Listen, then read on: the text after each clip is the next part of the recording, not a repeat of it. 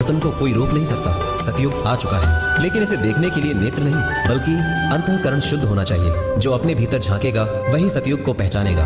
2025 से एक नया युग शुरू हुआ, लेकिन ये सिर्फ बाहर का परिवर्तन नहीं, ये मानव चेतना का पुनर्जागरण। सतगुरु संगत छोड़ के लाख वर्ष जप की नहीं, इंद्री कर्म ना मोक्ष हुए फिर काल के अधीन।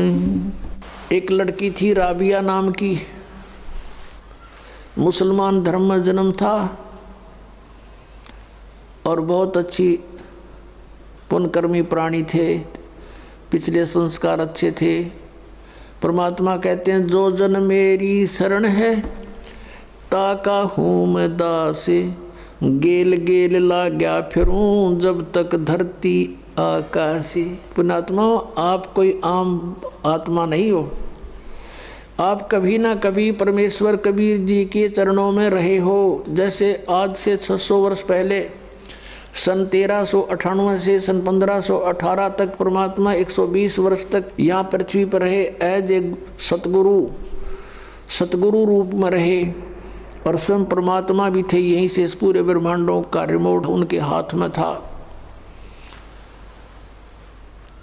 तो उस समय उस परमात्मा के 64 लाख शिष्य हुए थे। वो कितने दयालु है पुण्यात्मा, आप सोच नहीं सकते, क्योंकि हमारी बुद्धि तो काल ने बांध रखी है और हमारे को तो यहाँ के संसारी के झूठे सुख ही फाइनल नजर आ रहे थे अभी तक, जब तक ज्ञान नहीं था। अब वो दयालु 600 वर्ष पहले आया, इसलिए आया कि इन आत्माओं को एक बार रिचार्ज कर जाऊं, फिर इनको मनुष्य जन्म मिलते रहेंगे जब तक पिछली पीढ़ी आएगी। ये कलयुग के प्रारंभ की बातें हैं। सन 1398 संवत 1455 ये ज्येष्ठ सुदी पूर्णमासी को परमात्मा सतलोक से चल कर आए, अपने निज स्थान से, उस ध्रुवलोक से, तेजों में स्थान सतलोक से। और एक कमल के फूल पर बनारस के अंदर काशी शहर में, शहर के बाहर वन में एक नहर तारा सरोवर में खिले कमल के फूल पर आकर प्रकट हुए। वो प्रथम चरण था कलयुग का। अब ये बिचली पीढ़ी, ये मध्य का समय है कलयुग का, और कलयुग का लास्ट जो होगा उसके विषय में बताया कि उसमें सब कृत गति प्राणी हो जाएंगे।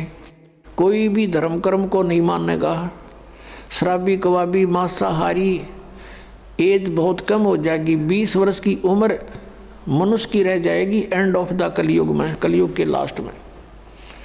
और उसमें 5 खंड होंगी, जैसे 15 वर्ष की उम्र में सभी मर लिया करेंगे, युवा भी हो लेंगे, ब्याह भी करवा लेंगे, बच्चे भी उत्पन्न हो लेंगे और मर भी लेंगे। और उसमें 5 वर्ष की लड़की विवाह होते ही 5 वर्ष की लड़की के बच्चे उत्पन्न होने लग जाएंगे कलयुग के लास्ट में, और बिल खोद के प्राणी रहा करेंगे। तो वो तो है एंड ऑफ द कलयुग। और अब है ये मध्य, और प्रथम पीढ़ी परमात्मा की जब मालिक आए थे वो थी, और अब है बिचली पीढ़ी।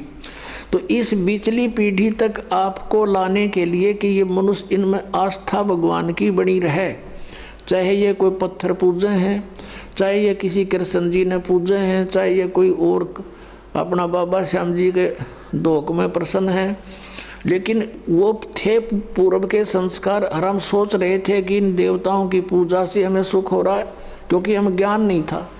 जैसे ये दास भगवान श्री कृष्ण का विशेष पुजारी था, भगवान विष्णु समझो, कृष्ण श्री राम, भगवान शंकर, हनुमान जी का पुजारी, यानी जैसे सारी कौड़ी भर रहे थे। पहले साधली साधना कराया करते थे।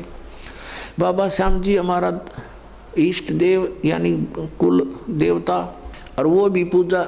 और ये थे तब पिछले संस्कारी कुल की हमारी। तो उसमें जैसे हम स्कूल में पास होते थे शिक्षा में, तो अपने सोचा करते भगवान कृष्ण ने दया करती, फिर बाबा श्याम जी याद आ गया, बाबा श्याम जी ने दया कर दी, बजरंग बली की मेर जय हो, उसने मैं पास करा दिया। फिर विवाह हुआ, नौकरी प्राप्त हुई, संतान हुई, तो इन्होंने सोचा करते इन भगवान ठाठ कर दिए और इनकी पूजा करते थे। आस्था थी और ज़्यादा आस्था बढ़ती चली गई, क्योंकि सुख होने लगे। ये हो रहे थे पूर्व के संस्कार, प्रारंभ ही फल रहा था हमारा, और हम सोच रहे थे इनने मौज कर रखी है। तो ऐसे ही पहले ये सब होता रहा। तो परमात्मा 600 वर्ष पहले आए थे और वो कहीं भी जा करके खड़े हो जाते थे, जैसे कोई मदारी तमाशा कराया करे, और खड़े हो जाते थे चौराहे पर या गली के बीच में गांव में, और वहाँ गाने लग जाते थे, अपना शब्द सुनाया करते थे। मानुष जन्म दुर्लभ है ये मिले न बारंबार, तरवर से पत्ता टूट गिरे बोर न लगता डार। परमात्मा ने ऊंची ऊंची आवाज़ में कहीं खड़े होकर बोलने लग जाते, आसपास के लोग इकट्ठे हो जाते, काफ़ी झुंड बन जाता, और मालिक की आवाज़ तो लाउड स्पीकर से भी तेज थी, जहाँ जो बैठा है उसको वहीं सुन रहा है और आराम से बोल रहे हैं। और लीला थी उस मालिक की, परमात्मा के आगे क्या है लाउड स्पीकर।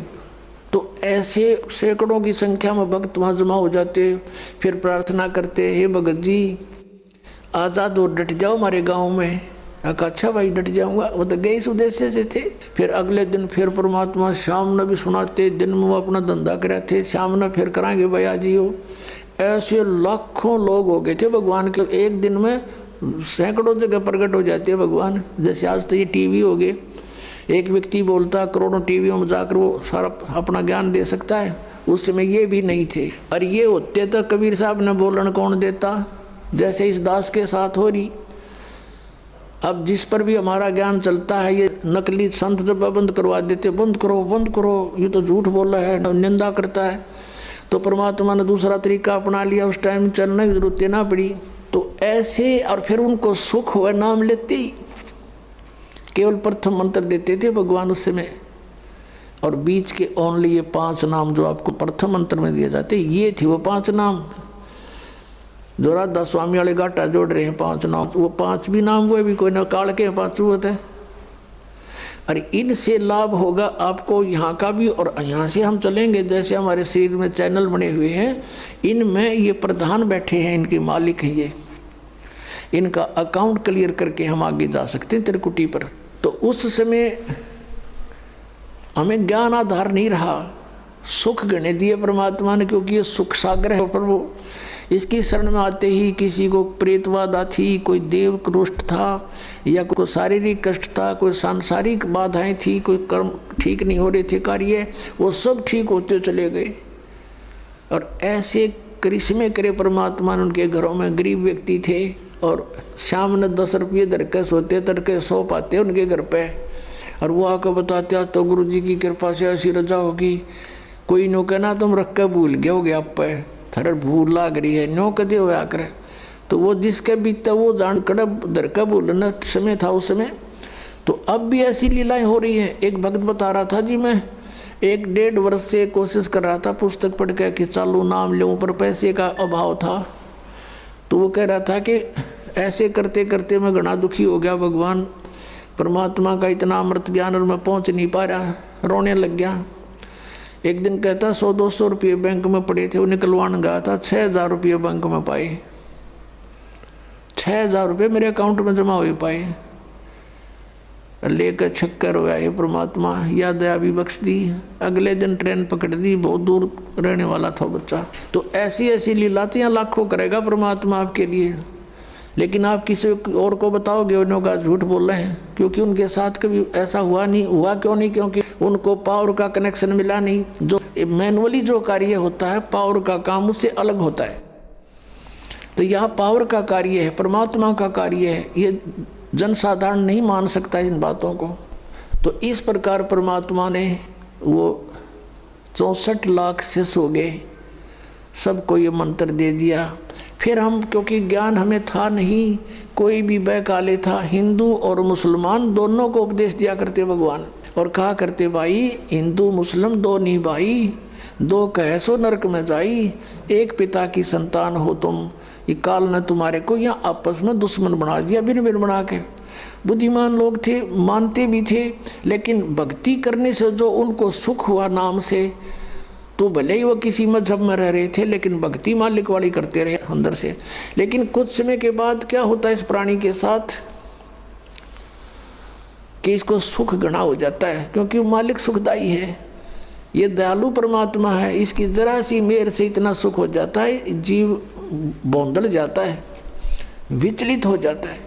फिर कुछ दिनों के बाद क्या हुआ, धीरे धीरे परमात्मा से दूर हो गए। कोई कह दे नहीं भाई भगवान तो भगवान है, ये कबीर भगवान नहीं है, ये अल्लाह नहीं है, ये तो झूठ बोलता है। ठीक है, तुम्हें सुख हो गया होगा, छोटा मोटा कोई सिद्ध पिद्ध होगा ये वैसे।